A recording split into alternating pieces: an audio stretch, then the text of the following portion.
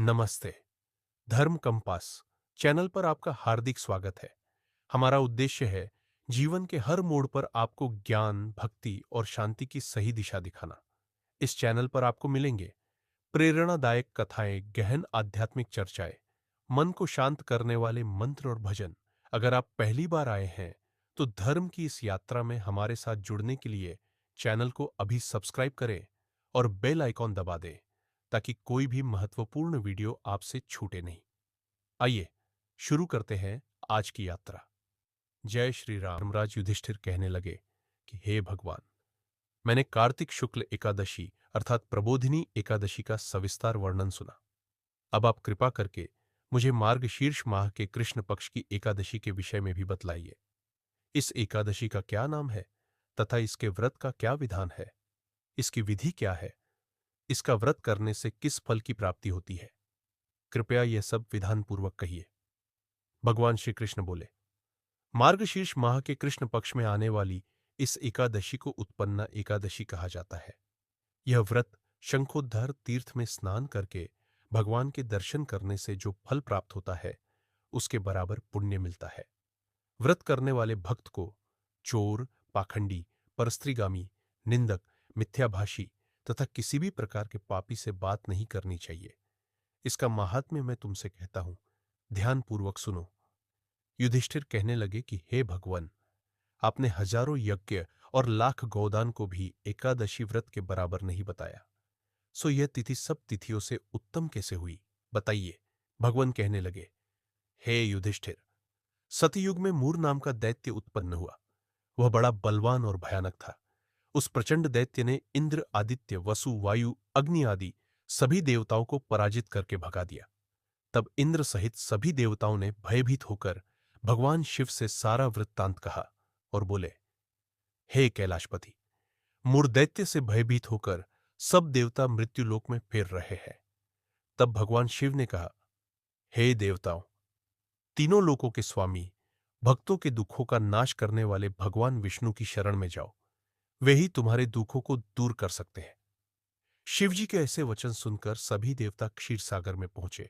वहां भगवान को शयन करते देख हाथ जोड़कर उनकी स्तुति करने लगे कि हे देवताओं द्वारा स्तुति करने योग्य प्रभु, आपको बारंबार नमस्कार है। देवताओं की रक्षा करने वाले मधुसूदन, आपको नमस्कार है। आप हमारी रक्षा करें। दैत्यों से भयभीत होकर हम सब आपकी शरण में आए हैं। आप इस संसार के कर्ता, माता पिता, उत्पत्ति और पालनकर्ता और संहार करने वाले हैं। सबको शांति प्रदान करने वाले हैं। आकाश और पाताल भी आप ही है। सबके पितामह ब्रह्मा, सूर्य, चंद्र, अग्नि, सामग्री, होम, आहुति, मंत्र, तंत्र, जप, यजमान, यज्ञ, कर्मकर्ता, भोक्ता भी आप ही है। आप सर्वव्यापक है। आपके सिवा तीनों लोकों में क्षर तथा अचर कुछ भी नहीं है। हे भगवान, दैत्यों ने हमको जीतकर स्वर्ग से भ्रष्ट कर दिया है और हम सब देवता इधर उधर भागे भागे फिर रहे हैं। आप उन दैत्यों से हम सब की रक्षा करें। इंद्र के ऐसे वचन सुनकर भगवान विष्णु कहने लगे कि हे इंद्र, ऐसा मायावी दैत्य कौन है जिसने सब देवताओं को जीत लिया है? उसका नाम क्या है? उसमें कितना बल है और किसके आश्रय में है तथा उसका स्थान कहाँ है? यह सब मुझसे कहो। भगवान के ऐसे वचन सुनकर इंद्र बोले, भगवान, प्राचीन समय में एक नाड़ीजंग नामक राक्षस था। उसके महापराक्रमी और लोकविख्यात मूर नाम का एक पुत्र हुआ। उसकी चंद्रावती नाम की नगरी है। उसी ने सब देवताओं को स्वर्ग से निकालकर वहां अपना अधिकार जमा लिया है। उसने इंद्र, अग्नि, वरुण, यम, वायु, ईश, चंद्रमा, नैरत आदि सबके स्थान पर अधिकार कर लिया है। सूर्य बनकर स्वयं ही प्रकाश करता है, स्वयं ही मेघ बन बैठा है और सबसे अजेय है। हे असुर निकंदन, उस दुष्ट को मारकर देवताओं को अजेय बनाइए। ये वचन सुनकर भगवान ने कहा, हे देवताओं, मैं शीघ्र ही उसका संहार करूंगा। तुम चंद्रावती नगरी जाओ। इस प्रकार कहकर भगवान सहित सभी देवताओं ने चंद्रावती नगरी की ओर प्रस्थान किया। उस समय जब दैत्य मूर सेना सहित युद्ध भूमि में गरज रहा था, उसकी भयानक गर्जना सुनकर सभी देवता भय के मारे चारों दिशाओं में भागने लगे। जब स्वयं भगवान रणभूमि में आए तो दैत्य उन पर भी अस्त्र, शस्त्र, आयुध लेकर दौड़े। भगवान ने उन्हें सर्प के समान अपने बाणों से बींध डाला। बहुत से दैत्य मारे गए, केवल मूर बचा रहा। वह अविचल भाव से भगवान के साथ युद्ध करता रहा। भगवान जो जो भी तीक्ष्ण बाण चलाते, वह उसके लिए पुष्प सिद्ध होता। उसका शरीर छिन्न भिन्न हो गया, किंतु वह लगातार युद्ध करता रहा। दोनों के बीच मल्ल युद्ध भी हुआ। 10,000 वर्ष तक उनका युद्ध चलता रहा, किंतु मूर नहीं हारा। थककर भगवान बद्रिकाश्रम चले गए।